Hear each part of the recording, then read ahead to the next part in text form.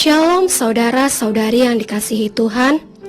Devosi kita pada pagi hari ini membahas tentang bagaimana kita dapat beroleh bagian dalam penebusan yang dicapai Kristus, bagian 3. Mari kita membaca Alkitab kita.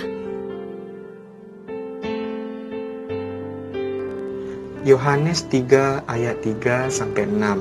Beginilah firman Tuhan.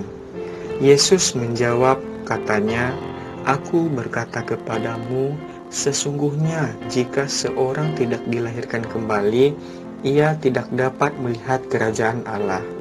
Kata Nikodemus kepadanya, "Bagaimanakah mungkin seorang dilahirkan kalau ia sudah tua? Dapatkah ia masuk kembali ke dalam rahim ibunya dan dilahirkan kembali?"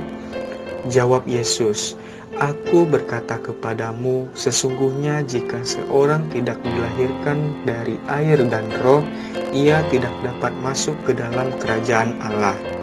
Apa yang dilahirkan dari daging adalah daging, dan apa yang dilahirkan dari roh adalah roh."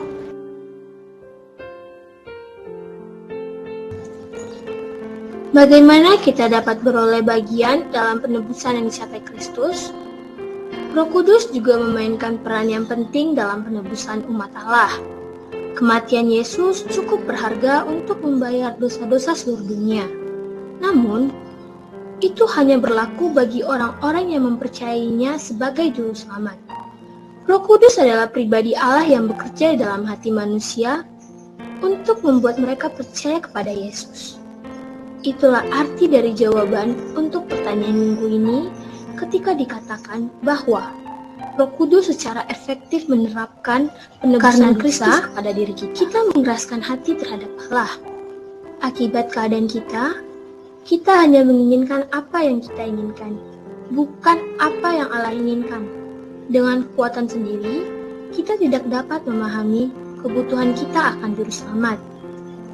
Akibat keadaan kita tidak akan memilih untuk percaya kepada Yesus. Hati kita harus terlebih dahulu diubahkan.